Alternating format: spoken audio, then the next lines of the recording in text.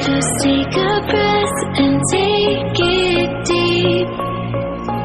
to show the